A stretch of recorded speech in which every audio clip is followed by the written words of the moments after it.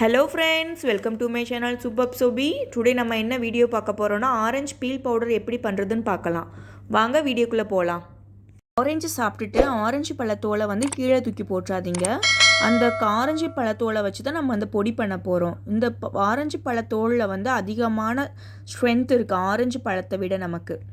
Orange பழத்தோலை வந்து நம்ம வெயிலில் காய வச்சு பொடி பண்ணி வச்சுக்கலாம். ஒரு 3 days வெயிலில் காஞ்சாலே அது கொஞ்சம் நல்ல இந்த மாதிரி நமக்கு கிடச்சிரும். ஆரஞ்சு பழத்தோலில் வந்து vitamin C and anti accident நமக்கு இருக்கனால ஒரு ஸ்கின்னுக்கு வந்து நல்ல பிரைட்னஸ் கொடுக்கும். அதை விட நம்ம ஸ்கின் வந்து நல்லா க்ளோயிங்காக இருக்கும்.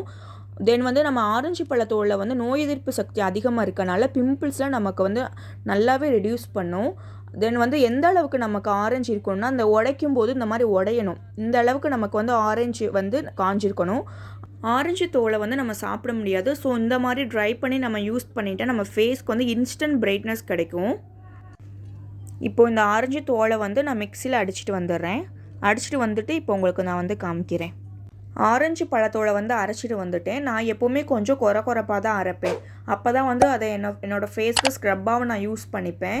இதை வந்து 2 months நம்ம ஃப்ரிட்ஜில் வந்து ஸ்டோர் பண்ணி வைக்கலாம். நான் லாஸ்ட் டைம் 3 months ஸ்டோர் பண்ணி வச்சுருந்தேன். நல்லா தான் இருந்துச்சு.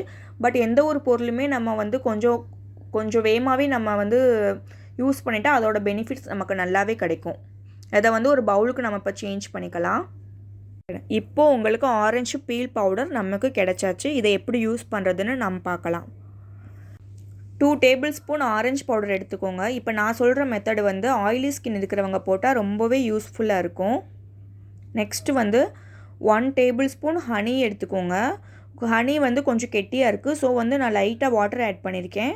வாட்டர் ஆட் பண்ணிவிட்டு நல்லா பண்ணிக்கோங்க.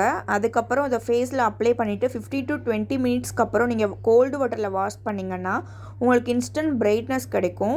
அதுக்கப்புறம் ஒரு இம்பார்ட்டன்ட் டிப் வந்து ஆயிலி ஸ்கின் இருக்கிறவங்க இந்த பவுடர் யூஸ் பண்ணால் 100% உங்களுக்கு வந்து பிம்பிள்ஸ் வரதை ஸ்டாப் பண்ணிடலாம். இந்த கன்சிஸ்டன்சியில் உங்களுக்கு இருக்கணும்.